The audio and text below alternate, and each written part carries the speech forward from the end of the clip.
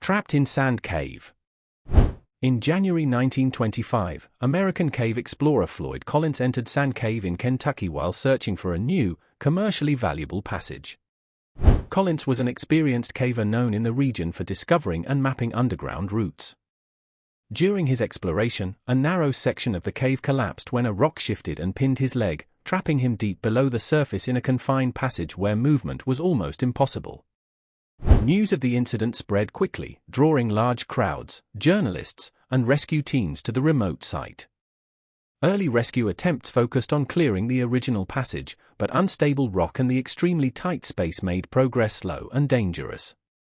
Engineers and miners were eventually brought in to drill a vertical shaft from above in hopes of reaching Collins from a safer angle. The operation became one of the first major rescue efforts in the United States to receive continuous national media coverage, with daily reports transmitted to newspapers across the country. Despite sustained efforts over many days, rescuers were unable to reach Collins in time. He died underground before the vertical shaft could connect to his location. The event shocked the public and led to significant changes in cave exploration safety practices and rescue organization methods. Floyd Collins's case remains one of the most documented cave incidents in American history and is widely studied in discussions of emergency response, media influence, and underground rescue techniques. Trapped in Peak Cavern. In 1959, British student Neil Moss entered Peak Cavern in Derbyshire, England, as part of a small caving expedition. The cave, known for its complex system of narrow vertical passages, required careful movement through confined shafts. During the descent, Moss slipped into an extremely tight vertical fissure where the rock walls narrowed sharply around him. The position trapped his body in a way that prevented both upward and downward movement. Rescue teams were quickly organized and worked continuously at the site. Specialists attempted multiple methods to reach him, including efforts to widen the surrounding rock. Communication was possible for a time, and rescuers remained in contact with Moss while trying to stabilize the passage. However, the confined structure of the shaft, unstable rock conditions, and limited access made direct extraction impossible without causing further collapse. As conditions underground worsened and rescue attempts failed to create a safe path, the operation was eventually halted. The location of the incident remained inaccessible, and the affected section of the cave was later closed to prevent further danger. The event became one of the most widely documented cave accidents in the United Kingdom and contributed to later improvements in cave safety awareness and organized rescue procedures. Lost Guideline Dive. In 1973, a group of 4 cave divers conducted an exploration dive in a flooded cave system near Mount Gambier in South Australia, a region known internationally for its deep freshwater sinkholes and underwater caverns. The site attracted experienced divers because of its clear water and extensive submerged passages, but the environment required strict navigation discipline and continuous use of safety lines. During the dive, the team advanced into the submerged passage using guideline navigation. At some point inside the cave, the primary navigation line was lost or became unusable. As movement disturbed the cave floor, fine sediment rose into the water and rapidly reduced visibility to near zero.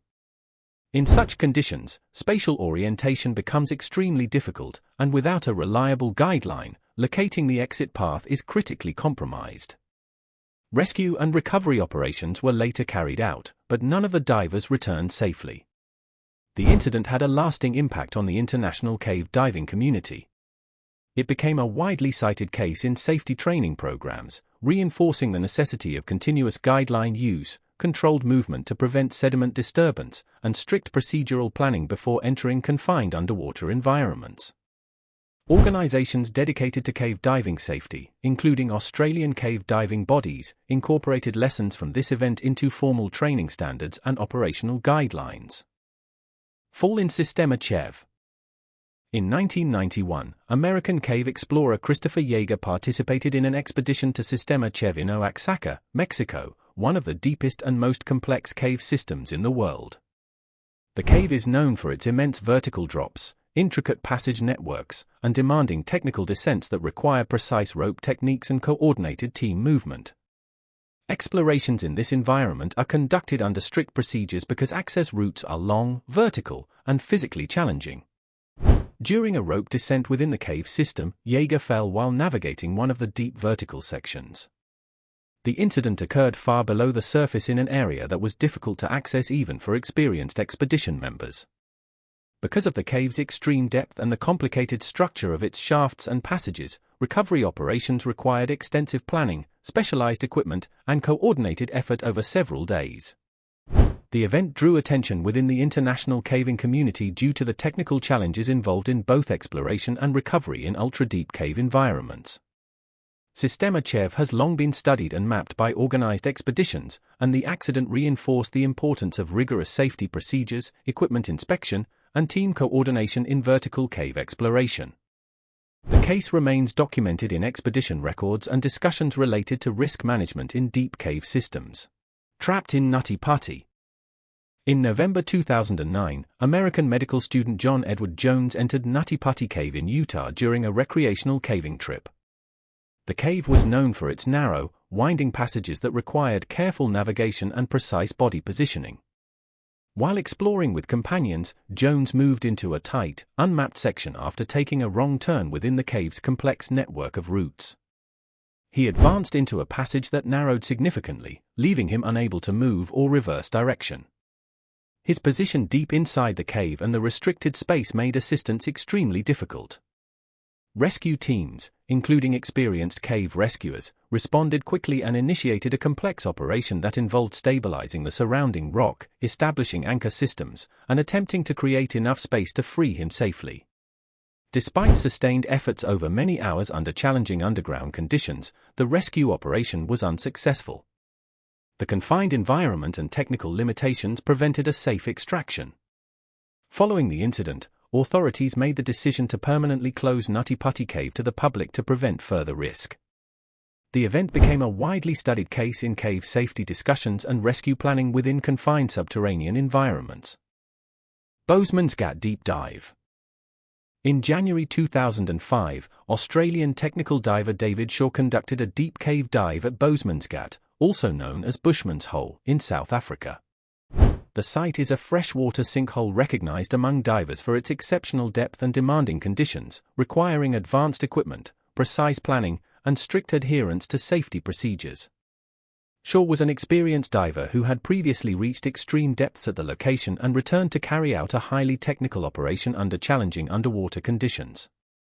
During the dive, environmental factors inside the flooded cavern created severe operational difficulties. Extreme depth, low temperature, and the complexity of working in a vertical, confined water column placed significant strain on equipment and movement. Communication with the surface depended entirely on pre-planned procedures and timing. When Shaw did not return according to schedule, support teams initiated response measures, and a recovery operation was later conducted. The incident drew international attention within the technical diving and cave diving communities. It became a widely referenced case in discussions of deep cave diving risk management, emphasizing the limits of human endurance, equipment performance at depth, and the necessity of rigorous planning and team coordination in extreme underwater environments. Documentation of the event has been used in training and safety analysis by diving organizations and specialists studying high-risk subaquatic exploration.